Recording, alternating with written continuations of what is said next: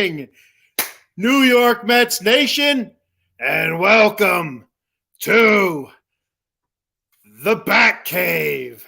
I'm your host, the Bat Fry, Kenny Frie, and you are my Batarangs. That's a little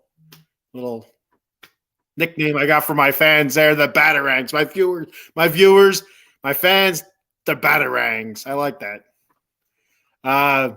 Got a lot to cover here, so I'm going to hop right into it. First, we got comments. Who's first? Who do you think is first? Drum roll, please. Our boy Adam Glenn is first today. What's up, Adam? How you doing, brother? Beautiful morning in Pottsville, right? A little chilly. It's a little chilly. There's some a chance of snow today. I heard some flurries maybe. We'll see what happens, though. Snow in May, who would have thunk it, right? That happens every once in a while. No big deal. So let's hop into it. I'm going to talk about the Mets and their last 10 games, which will go back from what the last time I was actually on last Wednesday. So we'll go back actually past that. But their last 10, they're 4-6, not very good. They've been struggling a little bit offensively, pitching, and some of the guys in the bullpen also have been struggling. So our losses are the last 10 games. We split with San Francisco 2-2. Washington, the Nationals, the lowly Nationals, 1-2 against them. They won the first 2 games in the 3-game set. We were able to come out of there with 1. Then Atlanta, the vaunted, the hated Atlanta Braves, the first place Braves. They embarrass us all the time with the chopping and such. And we lose 2 out of 3. It was supposed to be a 4-game set, I believe. Lots of rain up in Queens. So the one game was actually postponed to a later date. They did the one was a double header. But again, not very good. Not a good showing against the Braves. The one game we lost 9-8. We were up. I think it was like 3-1, 4-1. Then we were down. Then we came back. So we showed some fight. And the last game of the series, we were able to salvage the second half of a doubleheader, 5-3. With a big hit from Alvarez and I believe a solo home run from Jeff McNeil, so that was good to see a little bit. But it's been ugly. We had a really good West Coast trip that kind of ended shitty against the Giants, and it's kind of carried over at home, unfortunately. But thankfully, hopefully, running into a couple of teams that we can kind of get our footing back underneath us. And stretch those bats out some. So the one thing I wanted to cover was how we're winning and how we're losing. Like the run scored, runs against, all that other stuff, and how that breaks down and kind of opens your eyes a little bit to what's going on. So in our losses, a 7-4 loss, a 5-4 loss, a 5-0 loss, a 4-1 loss, a 4-0 loss, and a 9-8 loss. We're scoring less than 3 runs per game. If you break down the math, I'm not a math magician or nothing like that, but I did the math. I used the calculator just to be sure that my math was right. And so less than 3 runs per game in our 4 wins, a 9-4 win, a 7-0 win, a 9-8 win, and a 5-3 win. We were scoring 7.5 per game. So it's. You can see when we're winning games, we're hitting the ball, we're getting runs across, obviously because you're winning. But you could lose games, if you without hitting or with hitting, you lose lots of games. Also, I'm a little tongue tied right now. You could lose lots of games, scoring runs if you don't have pitching and stuff like that. So. But it seems like a lot of the games that we lose, we're just not putting runners across the plate, and it's been a theme so far this season where not hitting well with runners in scoring position again, and we don't have the slugging that we so desperately need. We have one guy that's been that's been smashing the ball. Offensively, Pete Alonso with 11 home runs and 28 RBI. I think his 28 RBI might be third in the league, and the 11 home runs are tied for first, last time I seen.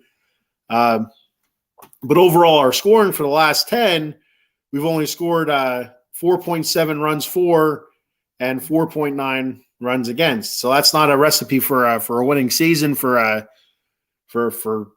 anything. That's how you end up sitting at home watching the playoffs. So I think, as soon as we can get our bats rolling, I think our pitching will be fine. I think our pitching is going to line up fine. But as soon as we can get our bats rolling, starting to click a little bit, I think we'll be all right. Again, I preach this. I'm going to reiterate. It's only early May. Not overly concerned yet.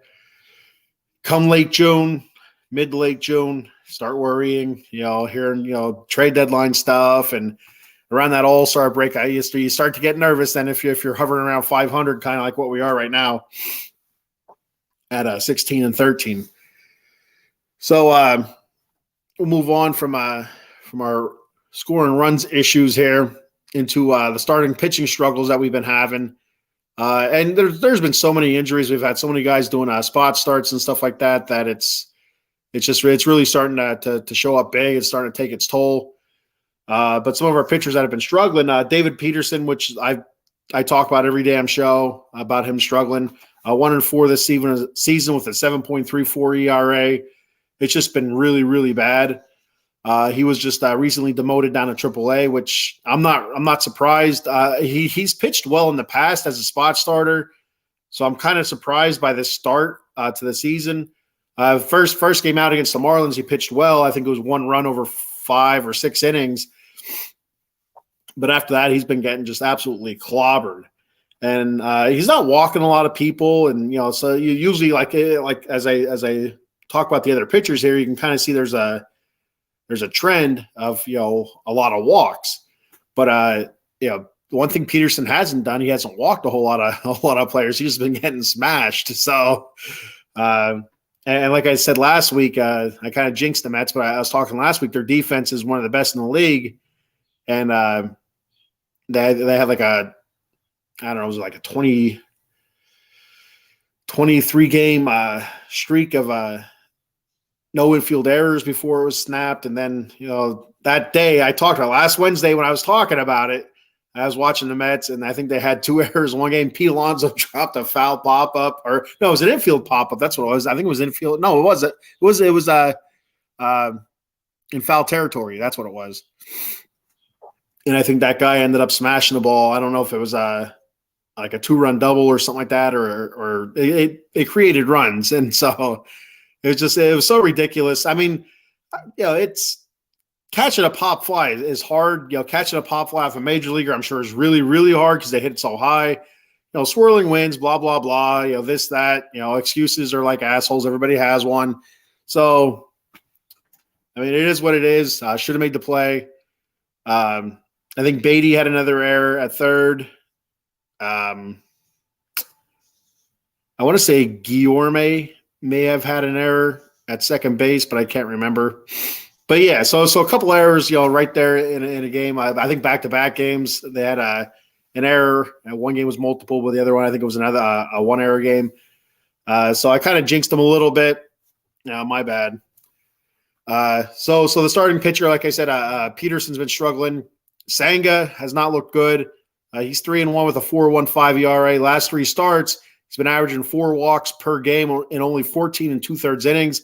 He's the one game he didn't get out of the fifth inning. It was 4 2/3 innings, I think it was, against the Athletics. And his other 2 starts were, I think, barely 5 innings. I think they're both 5 innings. Just walking a lot of guys. And so I guess some of the stuff I've been reading about that is the Mets have to gradually build his stamina up because he's only used to pitching once a week or once every 7 days or something like that in Japan, whereas here we're trying to get him to be a every fifth game starter, every 5th day starter, 6th day or whatever. I mean, that's something that should have been worked on the first day one since he was signed. I don't understand why it's an issue now, but it's one of the things that was brought up. And also the difference in the ball he's still trying to get used to. Whether these are facts, I have no idea. But he's been struggling.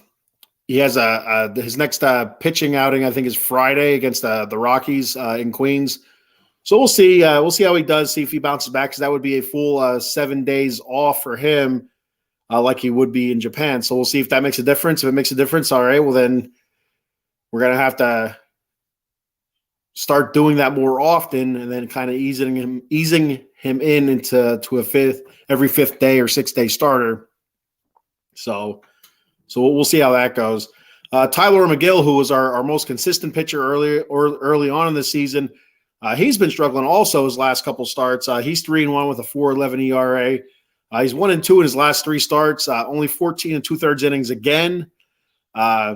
He got into a bit of trouble against the Braves. He was pitching well against the Braves. He got into a little bit of trouble in the 6th before I believe his bullpen gave up the inherited runners. So it's McGill was pitching so well. He kind of felt like all right, we can kind of depend on him, but all good things must come to an end. So he's hit a little bit of a slump recently. I think he'll bounce back out of it. I think he'll be fine. So some pitching stats here for you. So in ERA out of National League teams, the Mets are currently 9th out of 15 teams in pitching ERA, 4.48. That's terrible. They've given up the most home runs in the league, which I didn't think there was actually that many, but they've given up the most home runs, 42. They're tied for first actually for most walks at 114. Which, it wasn't surprising, because it seems like we're really struggling with the walks. Every pitcher that pitches has been really struggling with walks, except for maybe Joey Lucchesi. But they've given up the second fewest hits. So it's a lot of the walks. Obviously, they're going to take away some hits, but guys are getting on through walks, and we're not really the Mets. The pitching hasn't been letting them coming around as much. It could be that ERA could be a lot worse. We could be last instead of 9th, but so the fewest hits at 225, and we're also 11th out of 15 in strikeouts, which isn't very good at all. 246. So I mean, everything points to it being not good at all. But some bright spots. Joey Lucchesi, like I said, he's 1-0 with a 2.19 ERA in 2 starts. 4 walks, 12 Ks in 2 starts. So, I mean, that's an average of 6 Ks and 2 walks per game. See how quick I did that? It's like that, like a math magician. Like I said I'm a math magician. That's what it is.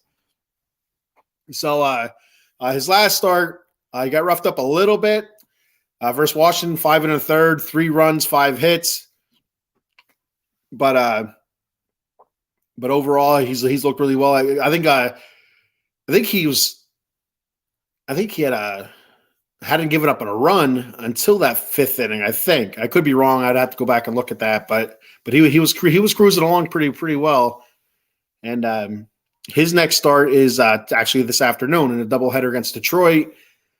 He'll go game 1, and Scherzer will go game 2, and then Verlander tomorrow afternoon against Detroit. So speaking of Verlander and Scherzer. All right, so we're struggling with our pitching. Here comes the cavalry, hopefully.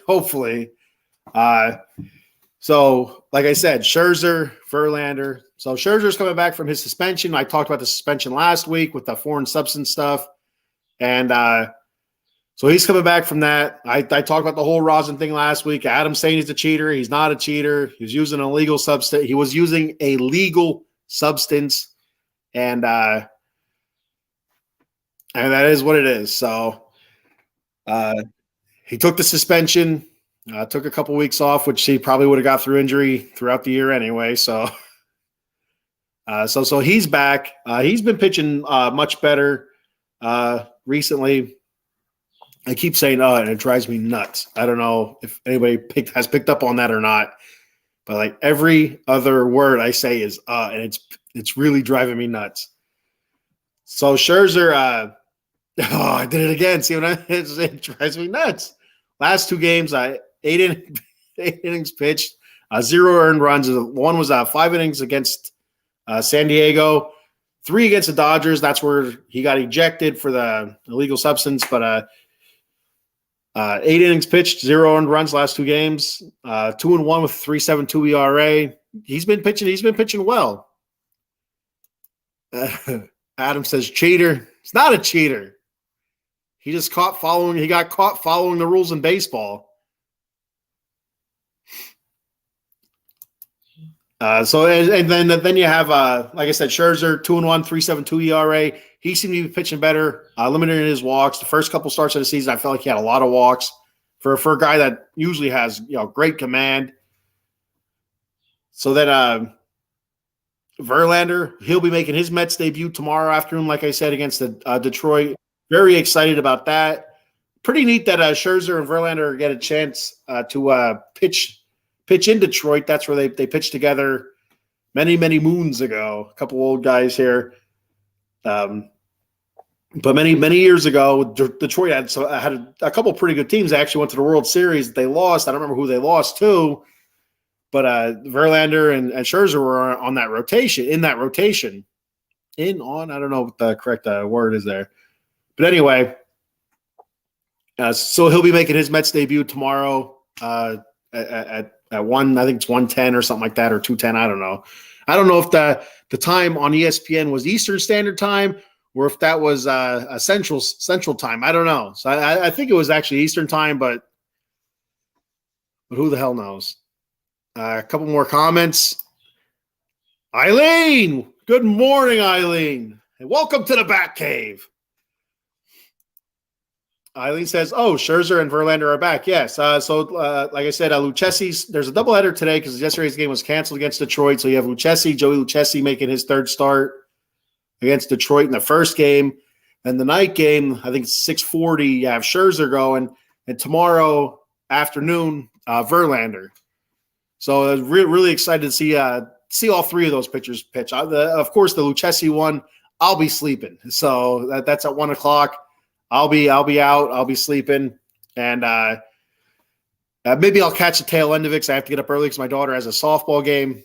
But maybe I'll catch the end of it. Hopefully, I wake up and it's something like 10-0 Mets. I don't have to worry about even catching any of it. Just looking at stats later on, watching some highlights. But Scherzer going tonight. I'd like to watch a little bit of that, and then Verlander the debut tomorrow. Again, I'll be watching, but hopefully I'll be sleeping. So I won't be able to really watch it 'cause it's at 1:10 p.m. I think it said. So I'll have to catch either the tail end or look at some stats and highlights. I can't sacrifice the sleep. I only get so much per day. Yesterday I think I got 3.5. Today's probably going to be closer to 3.5. It's it's not enough. A man of my advanced age, I need more sleep. Eileen also says maybe they won't get any more rain delays. I don't know. The weather's been so crazy, Eileen. You're in the Northeast area. The amount of rain we've been getting is just absolutely insane. These last couple days, and of course, it's all in the jet stream, so we're stuck in a pattern. And so hopefully the pattern changes a little bit, and kind of knocks this rain out. This weekend's supposed to be nice, but it's been wreaking havoc with my daughter's junior high softball schedule. They were supposed to have games Monday, Tuesday, and today and Saturday. Now Monday, Tuesday was canceled. It was raining earlier when I was taking the kids to school and to preschool. And it was starting to drizzle a little bit. It's like, come on, just can't win. So hopefully it just holds off for today, and we get out of this pattern here. It's driving me nuts. Eileen also says, "I'll watch it for you." Thank you, Eileen. I'll be expecting a detailed breakdown. Adam says they're both old. They were both good when we were in high school. Yeah, you're right, Adam. Actually, They was it? Yeah, I think they've been in the league about no. So we were out of high school. They've both been in the league 20 plus years. So you're 44, I think you said, right? And then I'll be 43 this year, this month. And so yeah, I don't think they were pitching when we were in high school. I could be wrong. I don't know. I don't know when their debuts were. They've been around for a very long time. They're you think they're at their end of their rope. I don't know. You know, they both pitched well the last couple of seasons. You know, Verlander was the AL Cy Young last year with a sub-2 ERA, which is, you know, nuts. And, you know, Scherzer, he pitched a pretty good season also. Just got smacked around in the playoffs a little bit and kind of looked very annoyed out there when the Padres were hitting the ball everywhere. You know how Scherzer's just like he's always annoyed, always pissy. Seems like a bit of a dickhead, but he's our dickhead right now. I like that. I like it when he's our dickhead. So you have Scherzer, you have Verlander coming back, Jose Quintana, who if you don't remember, I'll feed you some knowledge. I'll make you remember here. Jose Quintana was had a broken rib or something. And when they went and they took x-rays of it, they found a lesion on his lung. So they removed it. It was non-cancerous, but he's not able to return until July. So now he's starting to stretch his arm out a little bit, starting to throw now. So that's all good news for him. You know, not only to come back and pitch, but just, you know, just his health and stuff like that as a human being. And so good for him. That's good news to hear. Cookie Carrasco. He could return next week from elbow inflammation. He's been out since April 16th. It's not like he was setting the world on fire either, though. He was 0-2 with an 8.56 ERA in 3 games started. But if you look at his past work, he's a terrible pitcher. You know, usually a sub-4 ERA, high 3 ERA, 3.96, 3.86, somewhere around there. I think last year was 3.96, 3.94. But you know, not terrible. A good 4 or 5 starter.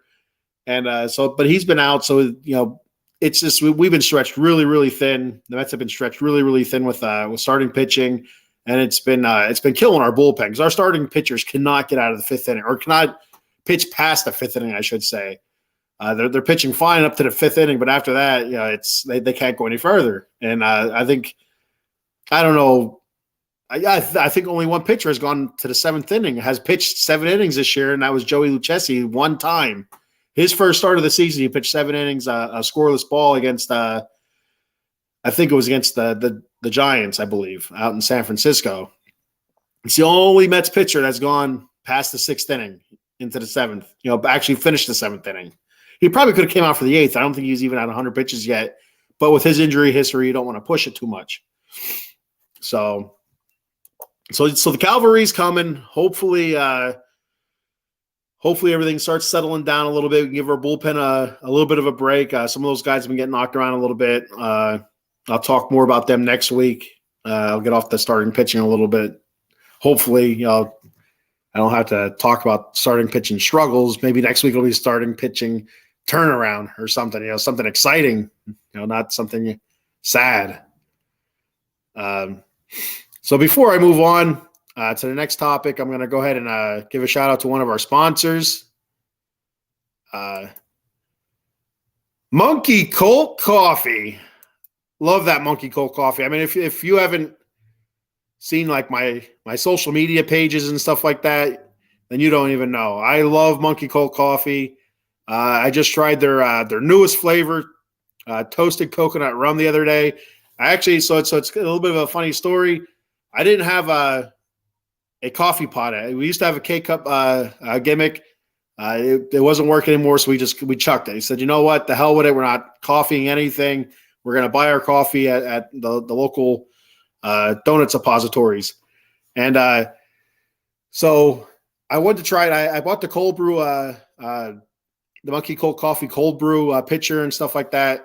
And I tried their original flavor, the bourbon chocolate chip infused coffee, with the cold brew, and it was awesome. But I want to try it hot because there's a difference in the cold and the hot. Not only besides temperature, but they do taste different. So I wanted to try it hot. So I was out looking for a coffee pot in a couple area shops. And I couldn't find just a regular cheap ass coffee pot. So my old man hooked me up and gave me his coffee pot. Anyway, it's a long story there. Just tell you I got a coffee pot so I can drink hot coffee now. So I tried that. The first cup of coffee I had out of the coffee pot was toasted coconut rum, and I'm telling you what, it was fantastic. The aroma that coffee let off was just phenomenal. I mean, my wife's like that. She's like, that smells really, really good, and it was fantastic. If you didn't see my social media, I put it into my mug, my Donald Duck mug. A little bit of sugar for me. I like my coffee with sugar. A little bit of milk. It was absolutely phenomenal. The toasted coconut rum I cannot recommend enough. Last night at work, I had some of their chocolate chip infused, bourbon chocolate chip infused coffee. Fantastic. But that toasted coconut rum is just amazing. Absolutely amazing.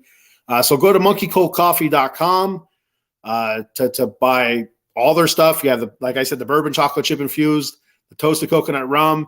You have the cold brew pitcher. You have mugs. You have tumblers. I got the tumbler. I'll show you in a second here. I've been drinking out of it.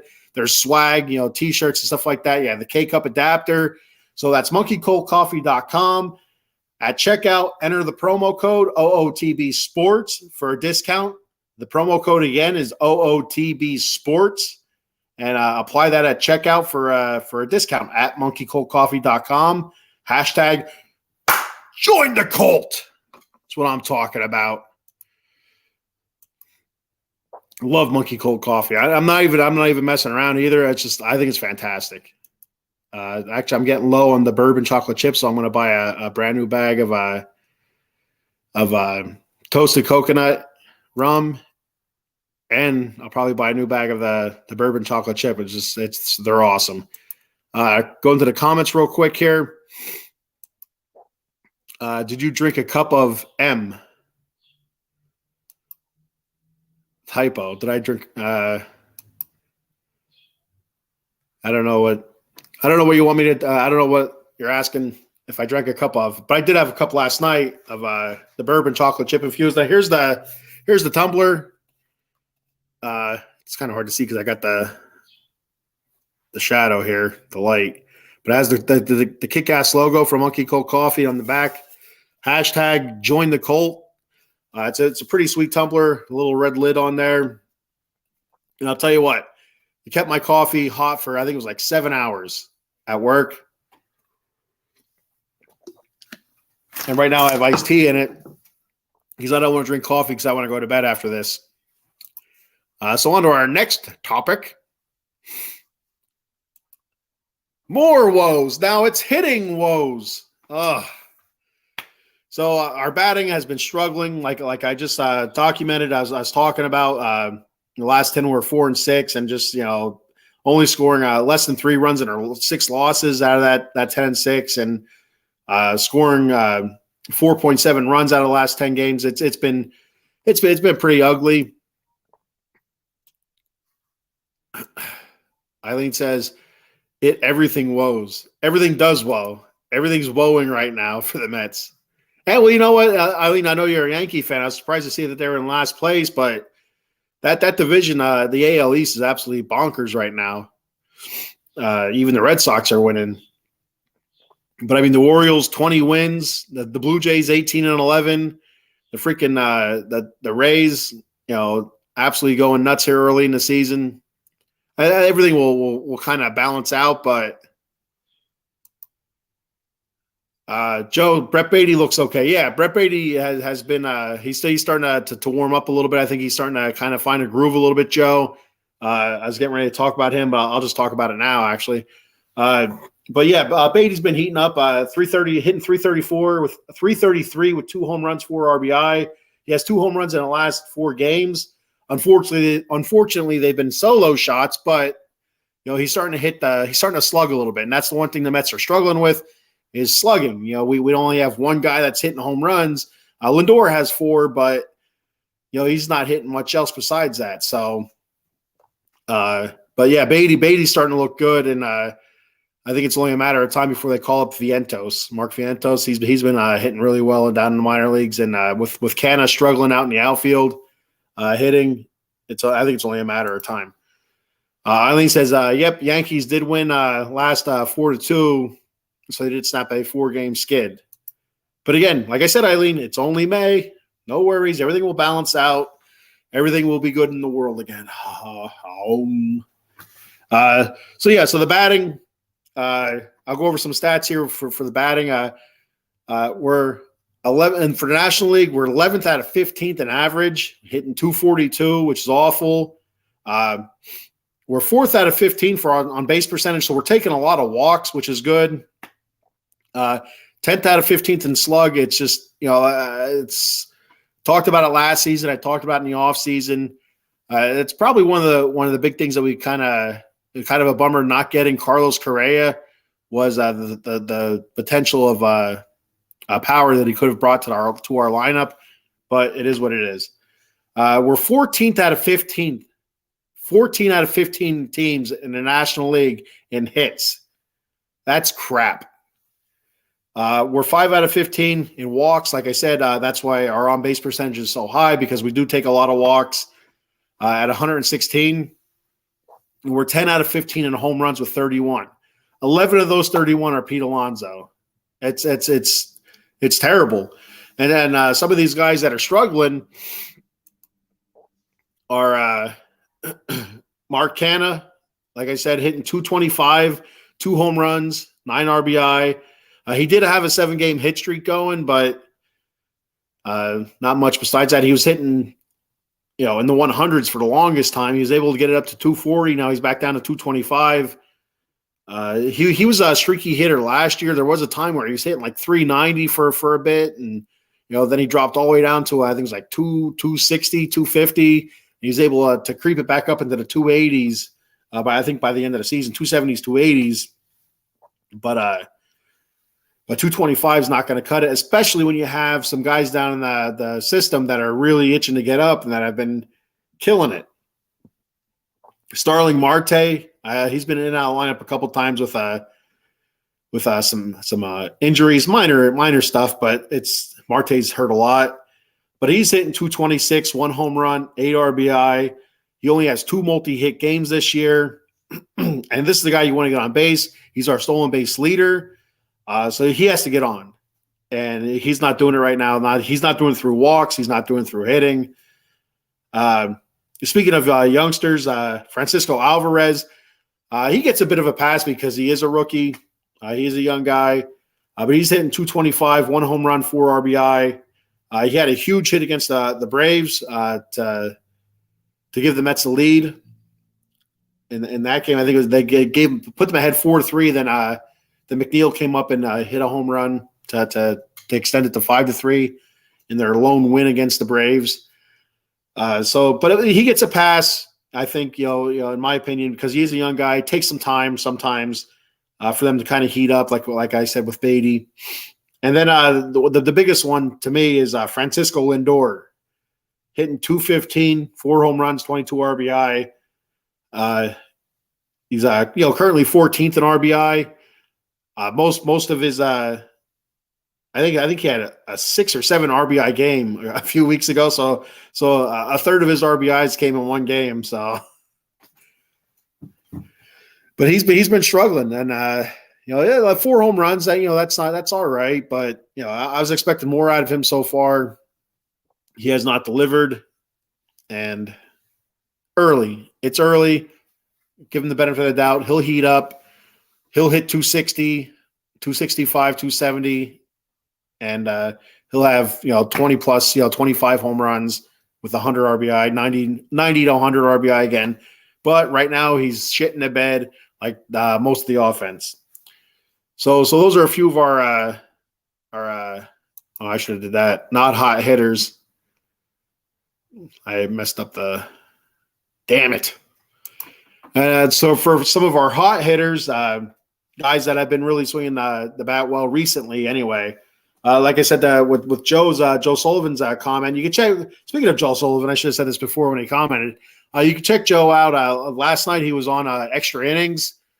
He and Pavel talking all of Major League Baseball. Great show. It's neat to watch him go through all the different teams and stuff like that. Just talking about this one, and they're talking about this one, talking about that one. Talking about these guys over here. So it's a lot of fun to watch. A very good show, Extra Innings on Tuesday nights at 8 p.m. And then you also catch Joe on his other shows, the Sully Squad. I'm not sure what days those are on. Follow Joe on social media. He posts some pretty good videos when his shows are coming up. And I think he's also on the College Football Frenzy, if I'm not mistaken, tonight at 8 p.m. So catch all the Joe shows, all the Sully shows. Good stuff with Joe. I love watching. I say this all the time. I love watching Joe on his couch, just chilling out, doing a podcast. It's awesome. It's super relaxed. I love it. So Beatty, like I said, he's heating up. 333, 2 home runs, 4 RBIs. He's starting to hit the ball. He's starting to see the ball well, hitting it hard. He's getting a lot more at bats now. I'm not saying he's taken over third yet, but you might as well just give it to him. Escobar, who did have a home run, I think it wasn't the last game against. Maybe it was the last game against the Braves. I'm not sure. But Escobar's just not. He's not hitting well. Jeff McNeil's starting to heat up. Like I said a few weeks ago when he was really struggling, he was in the low to mid 200s, but you could see it. You could see he's putting the ball in play. He was taking walks, and you just knew sooner or later he was going to start hitting them by the bushel full. So he's hitting 304, 2 home runs, 10 RBIs. Like I said, he had that blast against the Braves. It was a big home run to give the Mets insurance runs. Brandon Nimmo still hitting well. Starting to come down to earth a little bit. He's hitting 320, 2 home runs, 13 RBIs. He hasn't walked in his last 6 games. That's a huge part of his game is getting on base through walks, seeing a lot of pitches and just getting on base through walks. And he hasn't walked in the last 6 games. So that's a little bit concerning. But as long as he's getting on base, it doesn't, but you want to see him get, go for 1 for 3 with a walk or 2 would be, it's fantastic. He does, he's always hustling. Dude's always go. So when he's on the base paths, you don't know what the hell's going to happen. Alonso hitting 248, which isn't great, but 11 home runs, 28 RBI. During our 4-game losing streak where we lost 2 to the Giants and the first 2 against the Nationals, Pete was 0 for 16 in that losing streak. So it's been kind of feast or famine with him right now. But he's our only viable power option. And he's had some big hits. He's had some big hits, not just home runs, but there's a couple games where he had some pretty big hits either down the line or into the gaps. And he's played a much better first base. Besides that drop pop-up the other day, he's played much better at first base. So not Gold Glove yet, but you know what? I think it's in his future. I could see it. I got a couple comments I'm going to go through here real quick.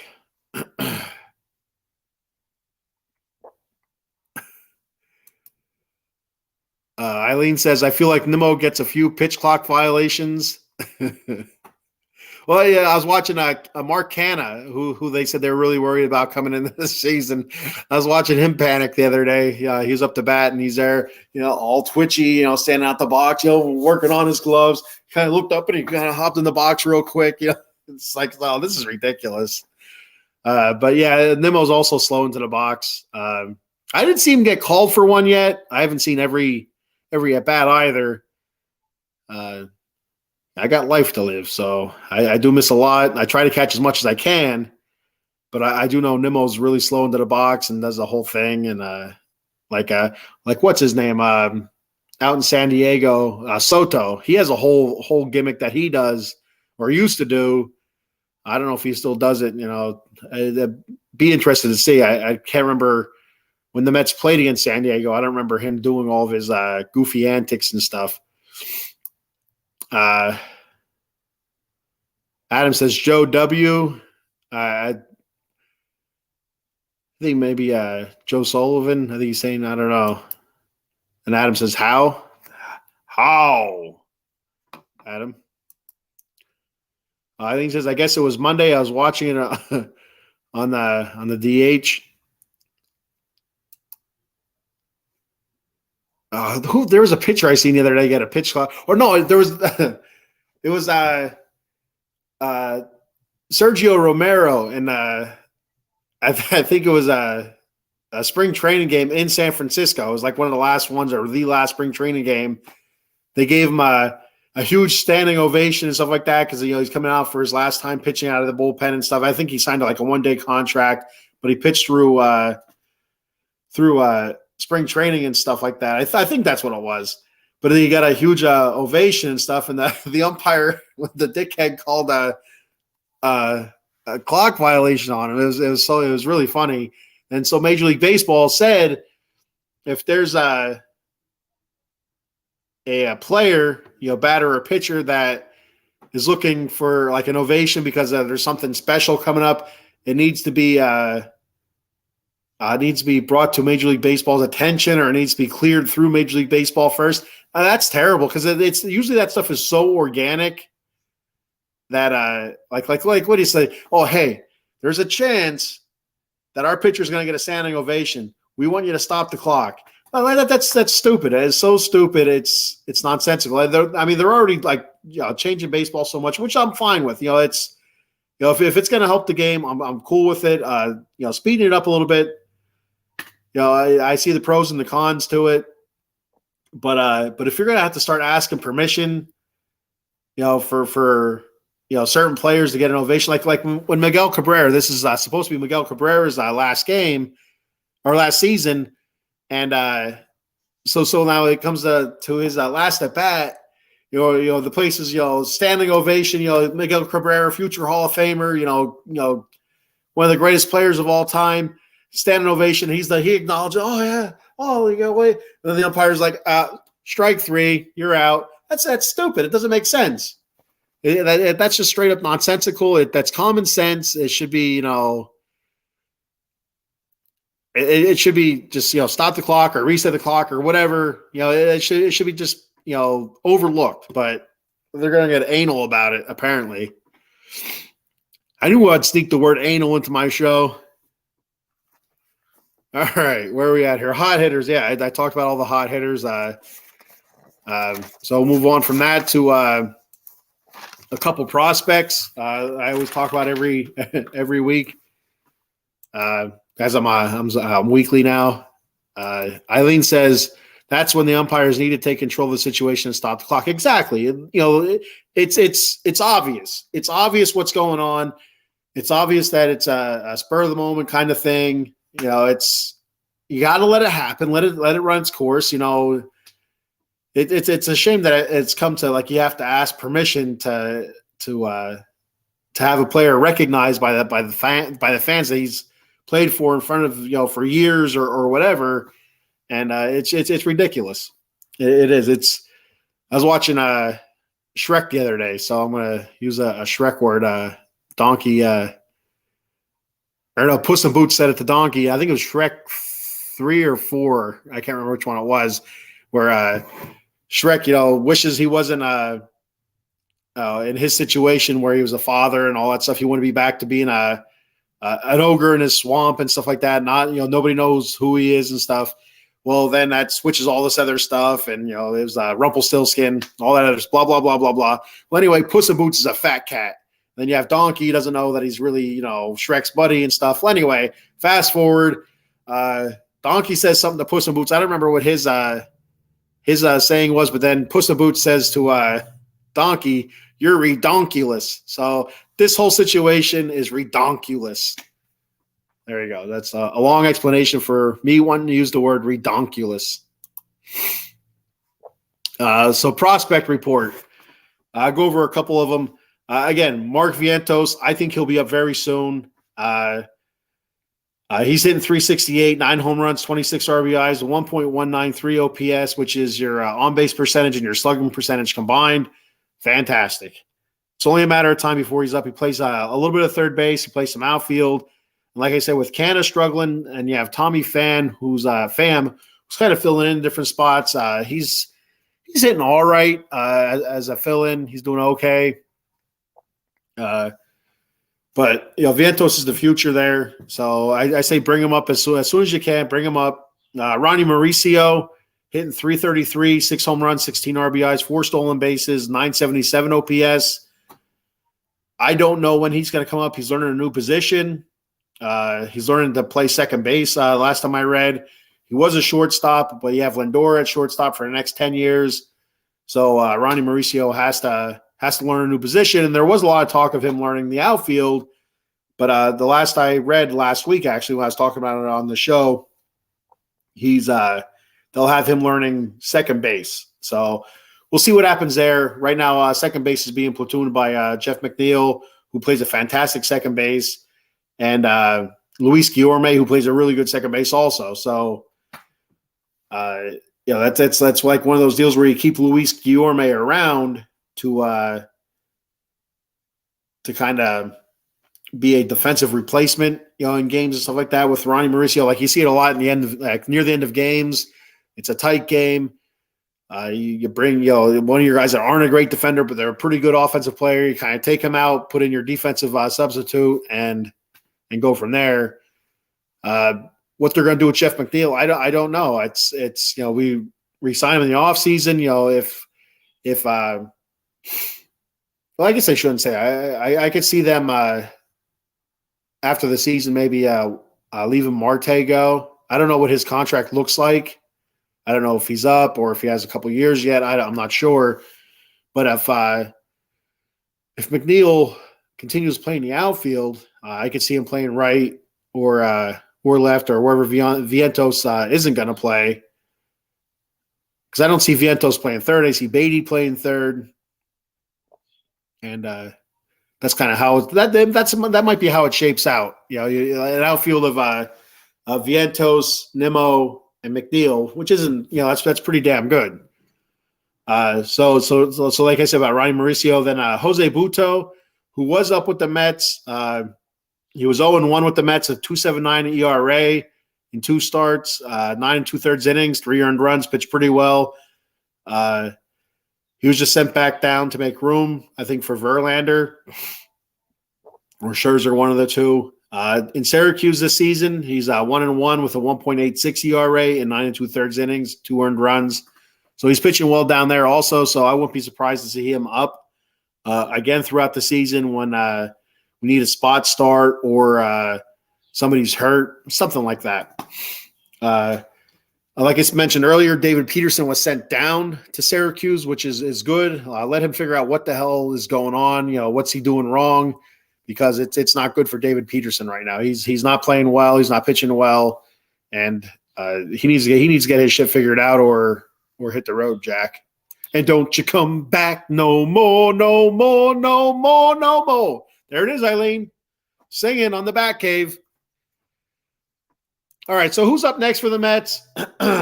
So we have Detroit for 3 games here. After Detroit, we have the Reds. We'll have a 3-game set with the Reds, and that'll bring us right back to the Batcave. And then I'll talk about how the 3 games against Detroit and how the 3 games against the Reds went. Then it's nice to get these 6 games. We have Detroit, 3 games with Detroit, and 3 games with Colorado before we hit the Reds. That's what I have it written down wrong, but I remember the Colorado's coming up at the end of the week here.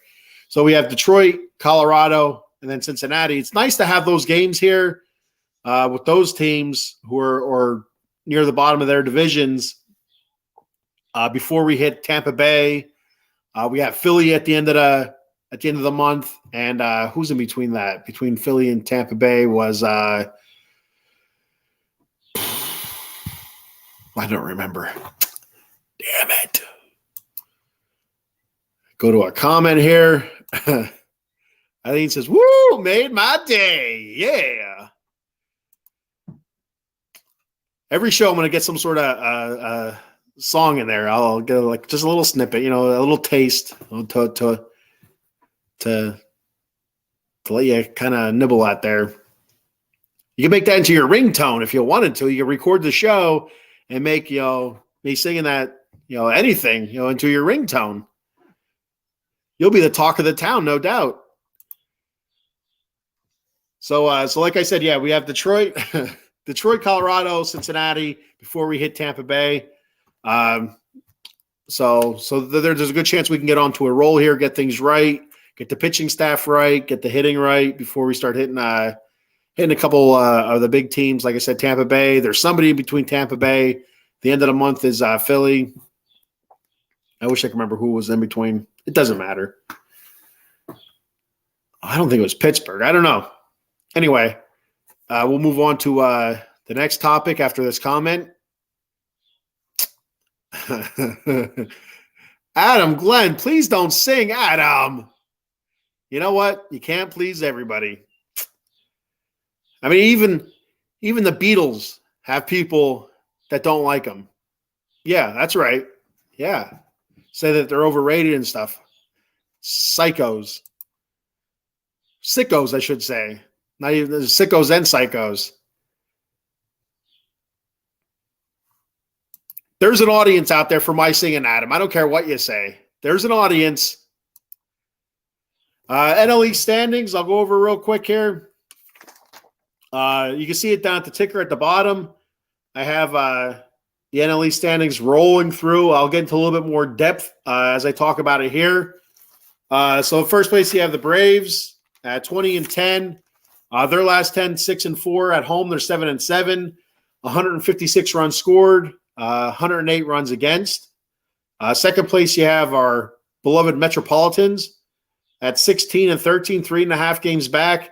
Their last 10, 4-6, 6-6 at home, 135 runs scored, 126 runs against. That's too close. We want more of a separation there. We want more runs scored. Number 3, Miami, who's been pretty surprising so far, especially with Alcantara just getting smacked around. Like I talked about before the season started, when I was doing my positional breakdowns, I said I think Sandy Alcantara is going to have a down year this year because of all the innings he had to pitch last season. He pitched a lot of innings, had quite a few complete games, and today's pitcher is not built like that. So anyway, Miami 16-14, 4 games back. Their last 10, they're 5-5.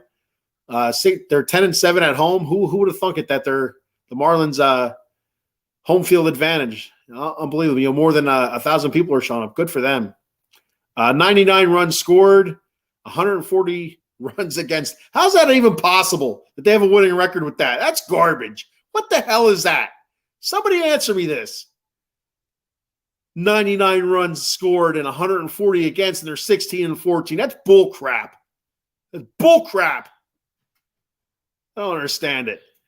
Fourth place, you have the Phillies, 15-16. They've been playing a little bit better. They're 5.5 back, sitting their last 10. They're 6-4, 8-5 at home, 131 runs scored, 156 runs against. Wow.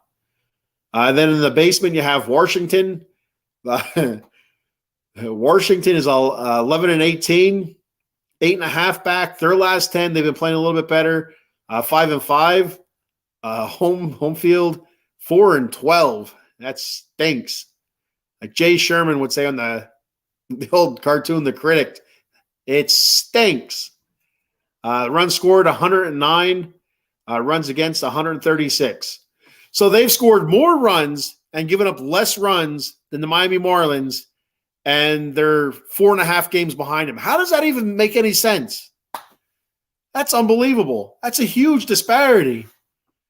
I mean, I can see a couple runs. You can say, oh, well, the Marlins had a big game here, or they gave up a lot of runs here. That's why. But that's insane. Whew. So that's that's unbelievable. That's the NL East standings. I'll go into power rankings. My first in-season power rankings. I did a preseason power rankings, which was whatever. It's kind of just going off of last season's. And what I think is going to happen, but I even got a little ticker at the bottom so you can cheat. So the power rankings. Oh, let me flip the page to where I had the power rankings written down at.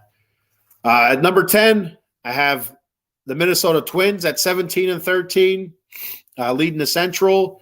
9, I have the Houston Astros, 16-14. They're still a really good team, even though they started off a little bit slow.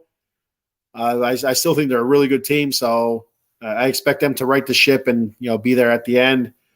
8, Toronto, which I picked them to win the World Series last year. I'm going to pick them again. They're 18-12, playing some pretty good ball. 7, Texas Rangers, 18-11. They're playing up to their potential. DeGrom goes down hurt again. That's not surprising. He's on the 15-day DL with forearm tightness and wrist soreness, which sounds like last season. So I'm used to hearing that about DeGrom, which is a shame. Number 6, I have the Brew Crew at 18-11. Good team there. Number 5, the Baltimore Orioles. Very surprising Baltimore Orioles. They're 8-2 in their last 10. They're at their record sitting at 20-9 right now. Unbelievable. Even more unbelievable, the number 4 team, the Pittsburgh Pirates at 20-10. Unbelievable. Good for Pittsburgh. They have a lot of young talent, and actually they re-signed. I think his name's Brian Reynolds. They're a hot young stud that everybody wants to trade for, and it's they signed him to a deal. I don't know how many years it was. I think like 5 or 6 maybe. I don't remember. For $100 and some mil. But good for them to sign him. Hopefully they can do that with O'Neal Cruz also, because I think he's going to be very good. Number 3, I have the Dodgers at 18-13. The Dodgers are the Dodgers. So number 2, I have the Braves, because I hate the Braves, and that's why they're at 2. 20-10. The Braves are just doing Braves things right now. Number 1, Tampa Bay, 24-6. I mean, they have the best record in the league for a reason. So right now they're the best team. So that's my power rankings today. And I'm sure it'll change again the next time I do them. I'm not going to do them weekly, because I just think that's too close to be doing power rankings. Maybe I'll do them bi-weekly or once a month and go from there. We'll see what happens. We got a comment here I'll read off real quick before I go into the next. Eileen says, obviously the Yankees are number 1. Yeah. They're number 1. Right. Anyway, it's like they have Costanza working for him again. He didn't get Steinbrenner his what the hell was it? It wasn't a Stromboli. It's like a Stromboli. I can't think what it's called right now.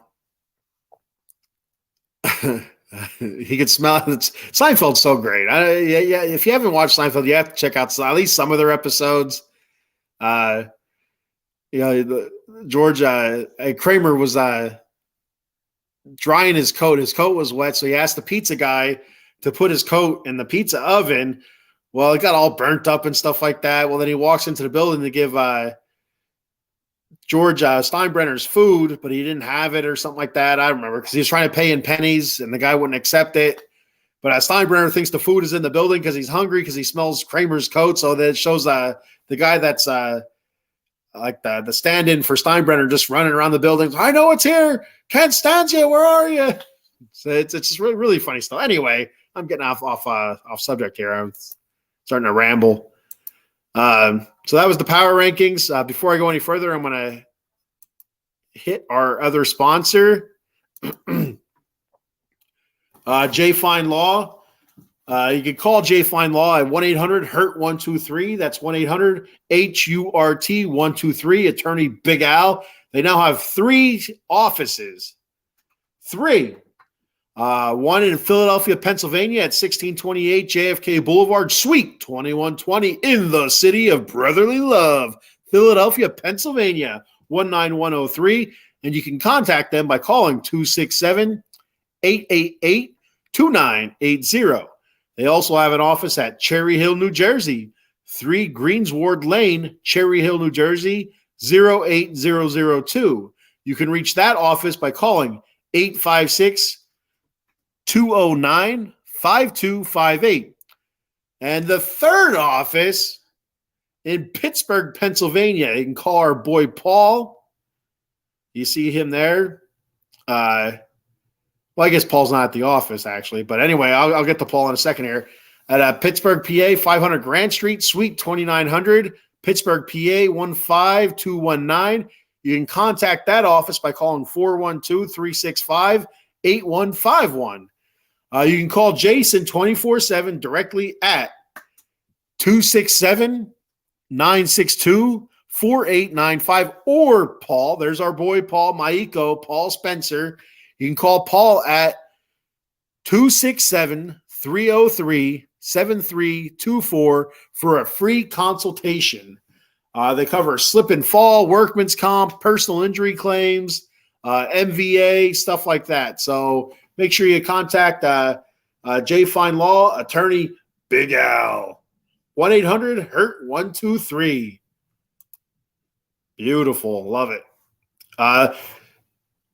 Although, like I said, we did Monkey Cold Coffee earlier. There's J. Fine Law. We have a couple more sponsors coming up here very, very soon. Can't wait to announce them and start promoting them. And lots of different things changing here on Out of the Box Sports. So make sure you stay tuned and keep a weathered eye out. Stuff is happening. Things are happening. So now I'm going to move on to a little bit of LA Kings talk. Kings ousted in 6 games against the Oilers.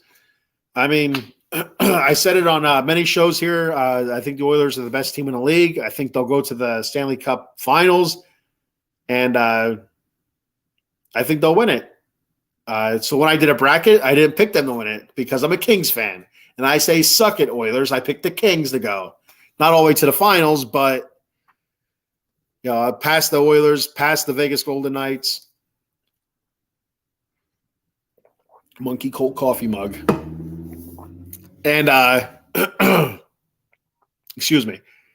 But yeah, the Oilers were clearly the better team. The Kings did play with them. Kings can play with them.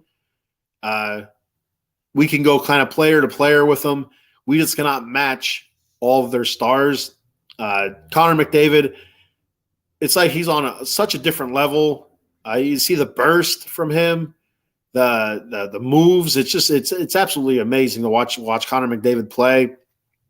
And then the dickhead Draisaitl. I don't like Draisaitl. I think he's a dickhead. I'm going to say it again. And he was outstanding. Draisaitl, pretty much single-handedly just about beat the Kings. And I give props to him. If the Vegas Golden Knights want to beat the Oilers, they got to stop Draisaitl. Stop them. It's by any means necessary.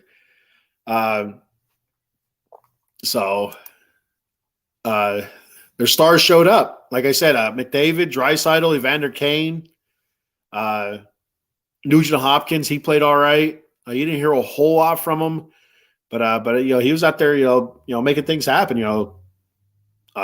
Pretty decent. Some good forechecking and stuff like that from him. The Oilers tried roughing the Kings up a little bit. The game. So one thing I kind of noticed, the games the Kings won, the Oilers out-hit the Kings. It seemed like the Oilers were more into trying to rough the Kings up, trying to out-physical the Kings, and the Kings were able to take advantage of that. The games the Kings lost, I think most of those games the Kings out-hit the Oilers. So, whether or not that's anything, I don't know. That's just one thing I was noticing whenever I was looking at the stats after the game. After the game on Twitter, the LA Kings Twitter page would put up the stats, like the shots, score, hits, and all that stuff. It just seemed like that's something that kind of stuck out to me a little bit. So their stars showed up, but then you have a guy like Clem Costin.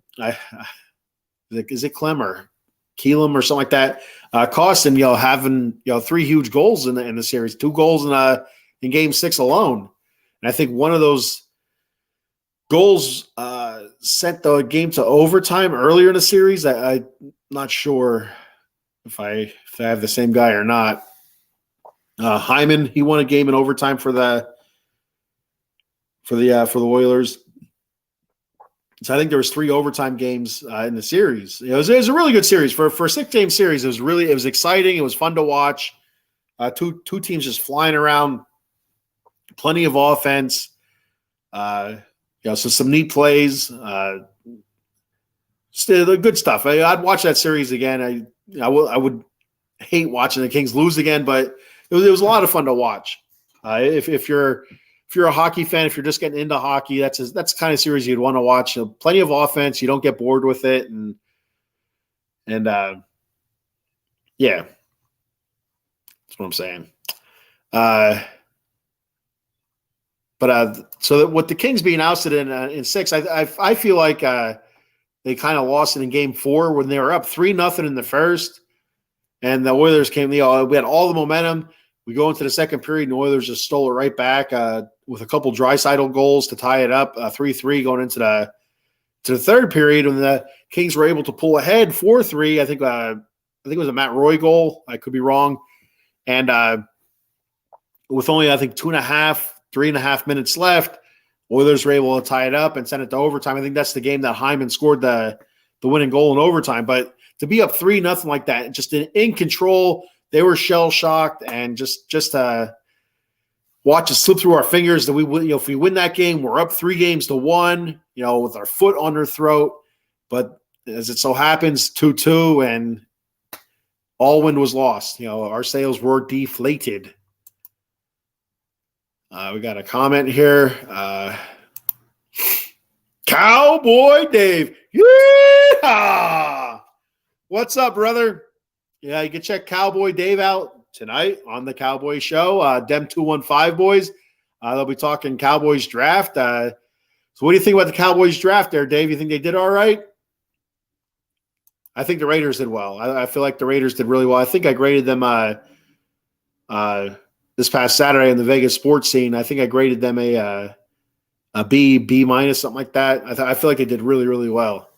For the Raiders did anyway. So make sure you check them out tonight. Cowboy Dave, I think it's 6:30 tonight for Dem 215 boys. All you Cowboy fans, get on there and see what they have to say about the Cowboy draft. So we'll talk about some of the key Kings in the series. I thought Gavrikov played well. He had a +5 in the plus-minus category. Dave says B+ for him for the Cowboys draft. Good. That's not bad. I mean, it's some teams really knocked it out of the ballpark, and some teams really laid stinkers. And I'm glad when the Raiders aren't mentioned as one of the teams as a stinker. But so that's good. But a B+ for the Cowboys, good. I can't wait to watch you guys tonight and see what you. Let's listen to you guys break it down. You Paul, and the Tower of Power. Big Matt. So a couple of key Kings in the series. Like I said, Gavrikov. I thought he played pretty well on defense. So some pretty good back checking and stuff like that. I'm starting to learn forechecking and back checking. It's been a long time since I was a normal hockey watcher, and I forgot all this stuff. Back checking, forecheck. I'm like, what the hell does that even mean? But I'm learning all over again. It's like a baby learning how to walk. Kevin Fiala only playing 3 of the 6 games because he was hurt. So the first couple games he didn't play. 6 points for him. I thought he played really well. He wasn't out there a whole lot, but 6 points. Really good. 1 goal, 5 assists in 3 games. Victor Arvidsson, who always has his hands in the stuff. He had 7 points, 1 goal, 6 assists. I would have liked him to see him get more goals. Excuse me. But 7 points. Dave Yarnell says, "What's up with your Mets getting rained on 3 out of 4 games? Is that correct?" Yeah, it's been the whole Northeast, Dave. You're in Philadelphia area, I think, right? It's been really, really wet. So, and the Mets are home. Yeah, they're in Detroit now, and it's raining in Detroit. So guess what? In a couple days, it'll be raining here again. But yeah, you just can't catch a break. I mean, that's early spring. That's what happens. Early mid spring, April, May. You get a ton of rain. Well, one of the things I did see, I didn't read the full article on it, but it said Steve Cohen maybe considering a retractable roof for the Met Stadium for Citi Field. It cost the man a lot of money, but guess what? He has a lot of. He has a lot of money. So what the hell? Why not? Right? Aren't they in Detroit? Yeah, they're in Detroit now. The series against the Braves, they were rained out twice, I believe. They still got 3 of the 4 games in, but they had to play a doubleheader. And then last night they were supposed to have their first game against Detroit, but that was rained out until today. They're going to have a doubleheader. So yeah, you're correct. They are in Detroit. So like I said, Victor Arvidsson, he played well. Anze Kopitar, 7 points, 2 goals, 5 assists are for our captain. He played well also. I felt like there were some times where you couldn't, like, we needed more out of him. But he's been around for a long time, so just kind of trust him. He's doing all the right things and stuff. I just felt like we could have gotten more out of him. We needed more out of him. And then Adrian Kempe, I thought he was awesome. I thought he was great. Always flying around, mixing it up a couple times. He had 8 points, 5 goals, and 3 assists. But he was. I thought he was really, really good. I was really happy with Kempe's performance in the playoffs. And so for our very, very brief playoff stint, Adrian Kempe is my Bat Fry MVP of the series. So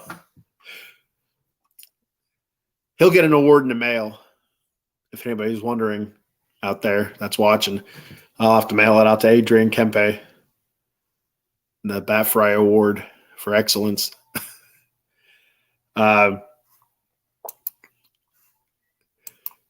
So with our key kings, one of the key kings to struggle was our goalie. He really struggled. Started off well. Overall, he had a 3.77 goals against with an 8.92 save percentage. That's not going to get it done in the playoffs. He had 16 goals against him in games 4, 5, and 6 alone. And now games 1, 2, and 3, he only gave up 9 goals. But 4, 5, and 6, just they laid the wood to him. I mean, it was just constant pressure, shot after shot after shot. But even the final game that we lost 5-4. He didn't face that many shots. There were some games where he faced 40+ shots. I think I don't remember the exact shot total was for Game 6, but I think it was in the low 20s. So they were putting it in, and there was a couple soft goals, but I mean they're going top shelf, and it's right above his glove, and so a lot of stuff I read on the Twitter machine, the old Twitter box was Korpisalo was carrying his glove low. I mean, everybody's a critic, so it's kind of hard. The puck, that little puck's coming at you, and some of those shots are like 98 mile an hour, and that's coming in there pretty fast. There's not too many people in the world that can do much better than what he was doing. So, but he struggled, and he's a free agent. To be honest with you, he played well when we picked him up from Columbus. I don't know if I'd re-sign him or not. Is what I'm getting to. I did like him in the regular season. He did lay a couple clunkers, but for the most part, he was very, very solid. But so was Phoenix Copley. I mean, it was kind of a bummer to see that Copley didn't get a shot after Korpisalo was benched in Game 5, I believe it was. I would have liked to see Phoenix Copley, get a shot at it.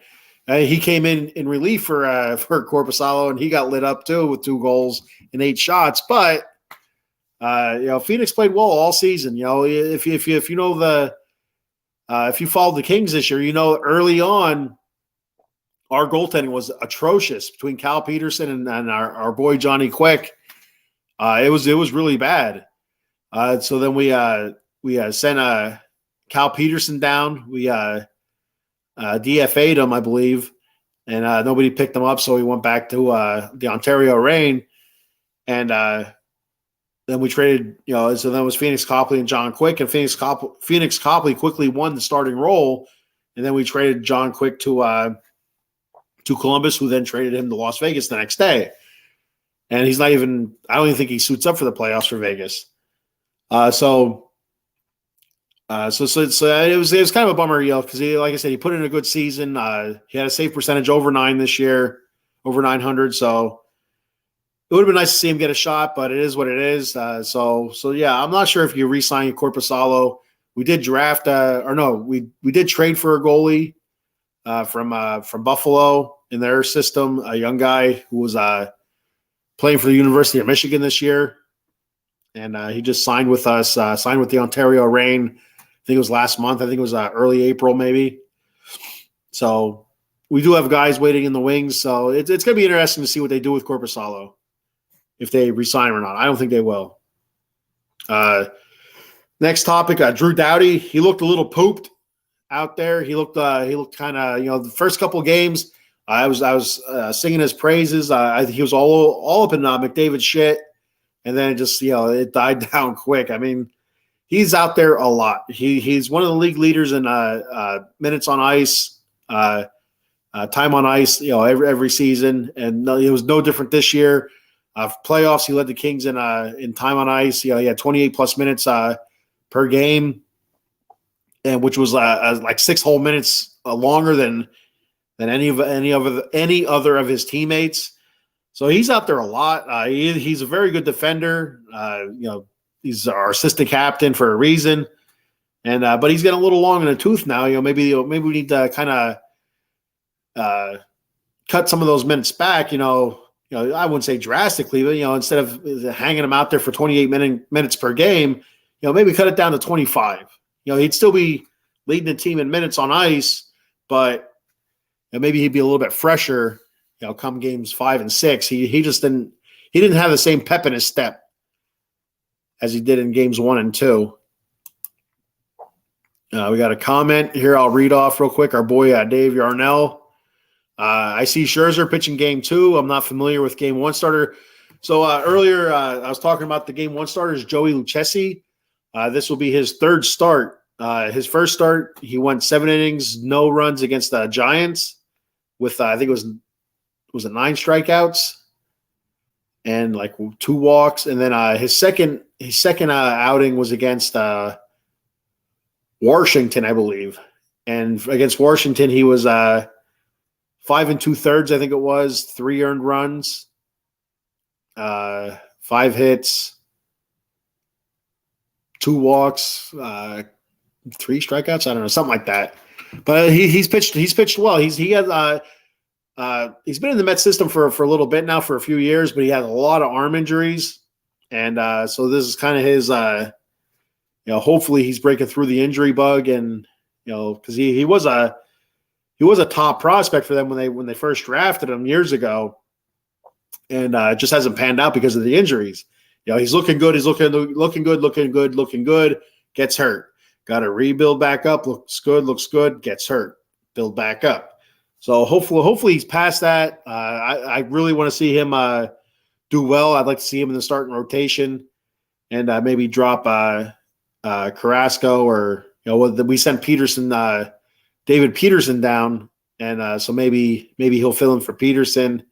But I want to see him do well. It'd be a good story, I think. But yeah, you have Scherzer going game 2, and Dave, make sure you turn on your boob tube tomorrow and watch Justin Verlander make his Mets debut. So tomorrow afternoon, I think the 110 or 120 game, whatever it is, in the afternoon. So that's good stuff. Scherzer's back, Verlander's back, Lucchesi getting a start. Things are starting to turn around. I feel it. Watch out, Braves. We're coming for you. So yeah, so Drew Doughty looked sluggish. He looked tired, and I think that kind of that hurt us in the long run. Some key free agents to talk about. not a whole lot. A lot of the guys, I don't know who they are. They're all system guys, but a couple of names I did recognize. Unrestricted free agent Vladislav Gavrikov, who we traded for from Columbus. He's an unrestricted free agent. I'd like to see them re-sign him. Big defenseman. Like I said, I thought he played well since coming over. I thought he played well in the playoffs.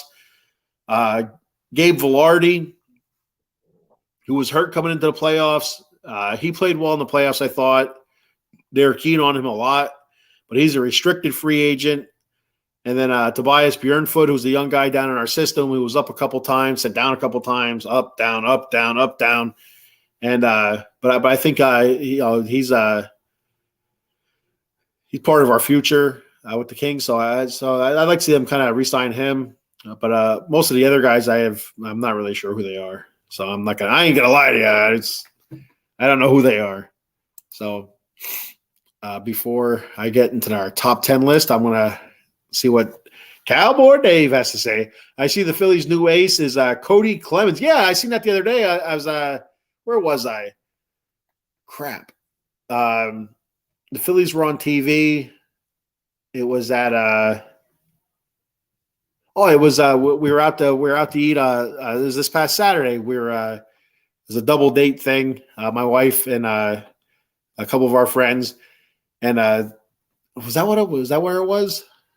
Crap, I don't remember. Yeah. It was actually at their house, and they had the Phillies game on. My oldest daughter, who was babysitting, they were watching the Phillies game, and I said, is that Roger Clemens at a Phillies game? I'm like, well, they were playing the Astros. Like, yeah, Clemens was an Astro for a little bit, and but then I seen the reporter talking, and they showed the kid's back of his jersey. He said Clemens. It's all shit. So that's Roger Clemens' kid. So yeah, good for him. I didn't know Roger Clemens had a kid on the Phillies. I had no idea. So I mean, that's awesome. Hopefully he does well. I don't know. How did he do, Dave? Do you know what his stat line was? I mean, they were interviewing him, so he did well, and they poured water on the kid. So I guess that means he did really well. I don't know if that was his first start or what, or is his starter, or was he a reliever? I don't know. So those were the free agents. Join the cult. # join the cult. Love Monkey Cold Coffee. So yeah, we'll move on to my top 10 list. And today's top 10 list is top 10 ice cream flavors.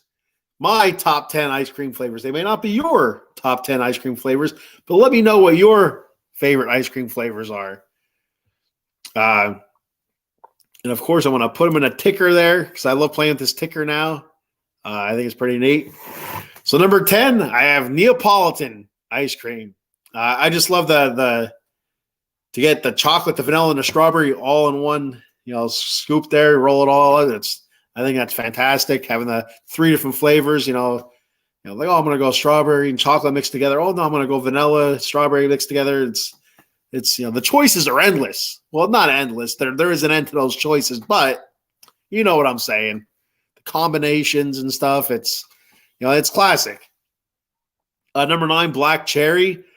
I don't know where the people where you guys are, my batarangs are watching from. If you have Turkey Hill brand ice cream, but the black cherry Turkey Hill ice cream, they have the chunks of the black cherry in it. Just fantastic, absolutely awesome. Great flavor, great taste. Dave says he's the first baseman. They had him pitch. They had him pitch last 2 nights. He's not a pitcher. That's the funny part. So, yeah, I'm lost with that one. So he's why was he pitching? Was he pitching because they were losing big or winning big, or was he pitching because they needed him to pitch, or like, oh shit, this is Roger Clemens' kid, let him pitch, or I don't know. I'm gonna have to look into this. I don't understand what's happening. What's happening in Philadelphia? Maybe that's why they're 15-16 right now. They got their first baseman pitching. So number 9, I black cherry. Like I said, fantastic. I love the chunks of black cherry in the ice cream. Number 8, chocolate, just plain old chocolate. Everybody loves chocolate. Number 7, vanilla. I like vanilla more than chocolate in the ice cream. Even in cake, usually I lean towards the vanilla, cake wise. But when it comes to like chocolate bar, I go for the regular chocolate than the white chocolate. So number 6, Moose Tracks. I just love all the different crap in there. So like little peanut butter cups and stuff, and the fudge swirl, and it's a whole bunch of stuff going on in there. Some of the Moose Tracks I had a little like peanuts in it and stuff. Number 5, butter pecan. I love pecan to begin with. And, butter. I'm a fat ass, so I like butter also. So you put them together, you got butter pecan. You just can't lose with that. But yeah, and again, this is Turkey Hill brand ice cream. If you haven't had it, find it. It's good. Number 4, Rocky Road. Again, I like a bunch of different stuff in my ice cream. So Rocky Road is a combination of a bunch of different things. Very good. Number 3, chocolate peanut butter cup. Again, Turkey Hill brand. So you'll have the chocolate ice cream and just huge like chunks of hard peanut butter in there. Fantastic. Number 2, cookies and cream. Everybody loves cookies and cream.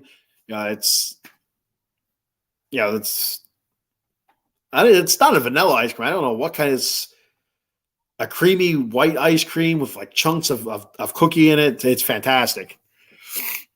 They were getting crushed, so they let him pitch. It was brutal. Like, why were they celebrating him then? Like, they poured water on his head. I don't understand what's going on. Huh. He was throwing like 43 miles. His dad was a freaking pitcher. His dad should be in the Hall of Fame. How does he only throw 43 miles an hour? It doesn't make. All right. Eileen says, damn, work calls. I'm missing out on a great discussion. I don't know if you're talking about the Cody Clemens throwing 43 miles an hour being a first baseman and pitching for the Phillies, or you're talking about the top 10 ice cream flavors. But I am down to my number 1 flavor. Drum roll. The number 1 Bat Fry approved ice cream flavor. Get it this summer. Turkey Hill brand peanut butter ripple. Woo! Peanut butter ripple. If you've never had peanut butter ripple by Turkey Hill, you guys are missing out. It's a vanilla ice cream. And again, huge chunks of peanut butter in there. It's like, so me being from the coal region here, they say there's veins of coal, in the earth and stuff like that. That's how I describe peanut butter ripple people that never had peanut butter ripple. Peanut butter ripple people. Say that 5 times fast. But there's like veins of peanut butter, just like there would be coal throughout this ice cream. Like you're digging through, you're scooping it out, and then you hit a good chunk, a big vein. Like, oh my God, this is awesome. You pull it out, and it's like that big. I'm gonna have to get it. I'm gonna have to go get some. Fantastic peanut butter. I love peanut butter ripple. Hurts my stomach a little bit, but it's worth it. So that's my top 10 list of my favorite ice creams. Again, let me know what your favorite ice creams are. You scream, we all scream for ice cream. So I think that's all I have for today. That is all I have for today. Before I jet out of here, make sure you hit up all of our shows. Let me get the banners off of there first, so we're not distracted by ice cream. So, of course, today's Wednesday morning. So you're watching the Bat Cave. 6:30 p.m. tonight, hit up Dem 215 boys, like I said earlier, with Cowboy Dave, Paul, and the TOP, Tower of Power. Tonight at 6:30, they're talking Cowboys, and no doubt talking Cowboy draft. Tonight at 8 p.m., the College Football Frenzy is live. Thursday, Big Mike's 4 for 4 Locker Room Podcast. Thursday at 10 p.m., Fight Club 215. Friday night, the Big Blue Power Hour, New York Giants football. That's Friday nights at 8 p.m. And then I'll be back Saturday at 10 p.m., the Vegas sports scene, talking Las Vegas sports. Of course, my Raiders and the Vegas Golden Knights, who are not my team, but I'll be rooting for them because that's all I got left in the race here. I was rooting for the Rangers. The Rangers are gone. Poor Dan. I feel bad for Dan. Now I'm just sitting there, and I think Eileen's also a Rangers fan. Sorry, Eileen. Terrible stuff. So I'll be rooting for the Vegas Golden Knights. And then Monday, like I said earlier in the show, you have the Joystick Junkies at 8 p.m. and on Tuesdays at 8 p.m. you have Extra Innings with Soli and Pavel. The Joystick Junkies, you have Dan and Evan. So good stuff there. Check out all of our shows: Facebook, YouTube, Twitter, Twitch. We're also on the Instagram and the TikTok. Make sure you like, follow, and for the love of God, for everything that's holy, please subscribe to our YouTube page. Please. Don't make me get on my knees. It's not good for anybody. There we go. I'm back. Got a comment here. Dave Yarnell says, mint chocolate chip, hands down number 1. I can't stand mint. I don't like mint. It's like I don't know what it is. I just don't. And it's not all mint. Like, those little chocolate, those Andes chocolates or whatever, like ANDES, like it has a picture of a mountain. Like you get them at a restaurant once in a while, some chocolate, and there's like a thin layer of mint. I like that. But I hate like mint chocolate chip, mint, anything with a lot of mint in it. I just don't like it. That's not my thing. But it's your thing. So, number 1, do you have Dave, do you have a Turkey Hill ice cream where you're at? Have you ever heard of Turkey Hill ice cream? It's a Lancaster brand, Lancaster, Pennsylvania. Before I go, there's one more thing I want to talk about. Now I'm thinking about it. My hatred for raspberries. Eileen says she's with Dave on this. The mint chocolate chip. I don't like my wife. She likes mint chocolate chip. My daughter, she also likes mint chocolate. My oldest daughter likes mint chocolate chip. My youngest daughter, I don't think she's a mint chocolate chip girl. I think she's a cookies and cream girl. But you know what? When I have peanut butter ripple in the house, nobody turns it away. That's all I'm gonna say. Nobody turns it away. So they're all peanut butter ripple. Everybody's peanut butter ripple. Eileen, black raspberry isn't bad. All right, so here's my thing with raspberry. I hate raspberries. All right, and let me tell you why. The smell, the look, and the taste. All right, there's 3 things right off the bat. Secondly, it's weird. Like so my thought is, where did raspberries come from? So this is where I think raspberries came from. So one night, Strawberry was out drinking, and Blackberry was out drinking. So they're drinking at the bar. And they kind of look down at each other. It's like, oh hey, how you doing? They kind of get close. They hit it off. They're talking and stuff like that. And Strawberry and Blackberry hit it off. Well, one thing leads to another. They end up back at Strawberry's apartment. Strawberry and Blackberry getting it on. They're getting busy. They wake up. They're like, oh, Blackberry's trying to sneak out and stuff. And Strawberry's like, oh, call me and stuff. Well, they find out that they're cousins. That's how you get raspberry.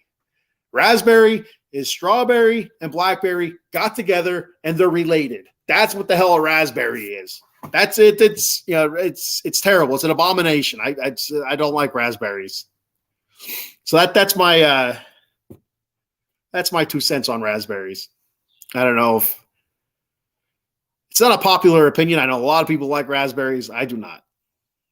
It just makes me quiver thinking like raspberry iced tea and stuff. It's like, yeah. Strawberry and Blackberry got together and they were cousins. And they had a baby. So anyway, I guess I'll leave you guys with that one. Dave, Turkey Hill is my favorite. There you go. So yeah, Turkey Hill. Eileen, I don't know if you have Turkey Hill ice cream where you're at. I don't know if that's just like a Pennsylvania thing or not. I don't know, but if you're ever in the PA, make sure you look in the frozen food section for Turkey Hill ice cream. All their flavors are fantastic. They do have a pretty wide variety. Oh, fantastic! Eileen says, "Yep, she got it. That's beautiful." Yeah, everybody should have Turkey Hill ice cream. It should be a nationwide brand. I don't think it is, but it should be. Yeah, Ben and Jerry's still reaping the rewards of all these like different ice creams because they have funny names, but they couldn't hold a candle to Turkey Hill. And even Breyers. Like, oh, we got Snickers, we got Twix, ice cream. Oh, yeah, crap. Go Turkey Hill. I like the Triopolitan mint cookie. I had the what the hell was it? It was Triopolitan, but I think it was like Triopolitan coffee. I think it was like chocolate chip. There's like chocolate chip coffee, something else coffee related, and of course something else coffee related. But I don't remember what they were. I cannot remember because they had a couple different Triopolitan flavors. I wish I could remember what it was. They got like 3 flavors of chocolate. Man, it's fantastic.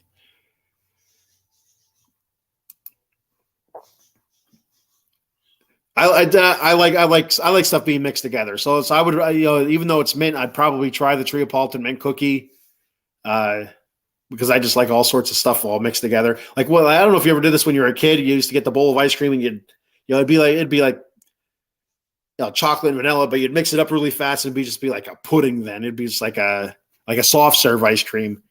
Speaking of soft serve ice cream, I don't know if anybody out there's ever been to Knoebels. I'm really getting long winded here now. Anybody's ever been to Knoebels? They have a soft serve ice cream, but they always have like a twist. You can get this flavor, or twist.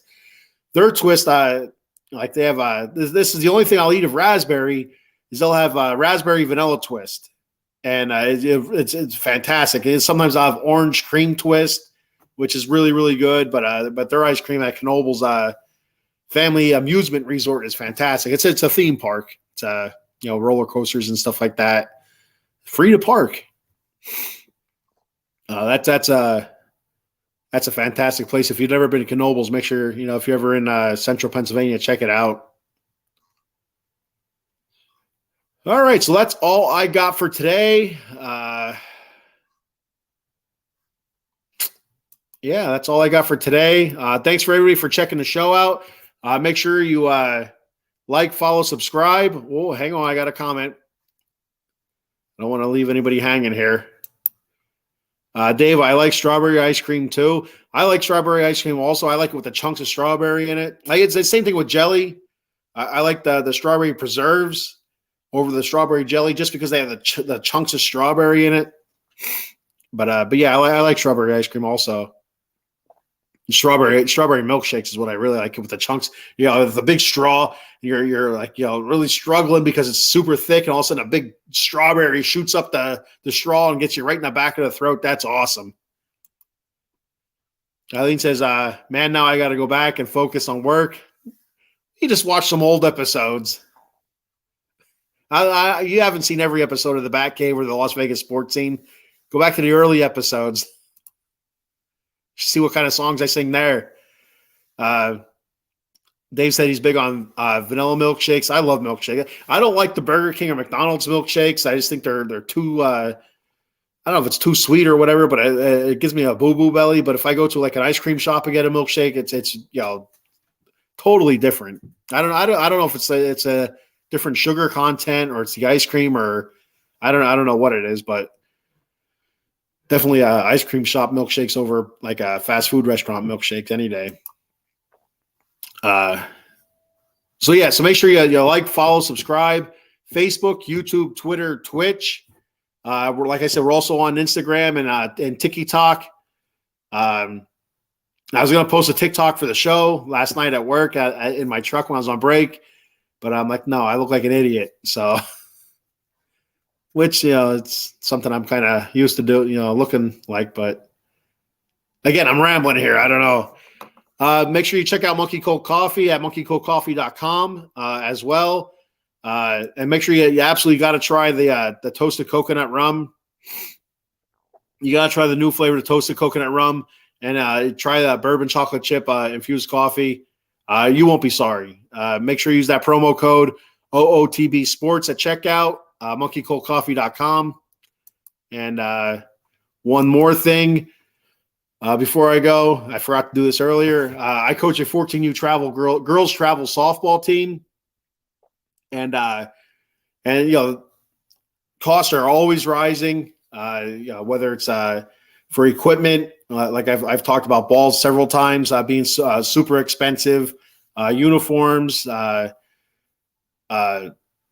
cost to line the field, umpire costs they raise also every year.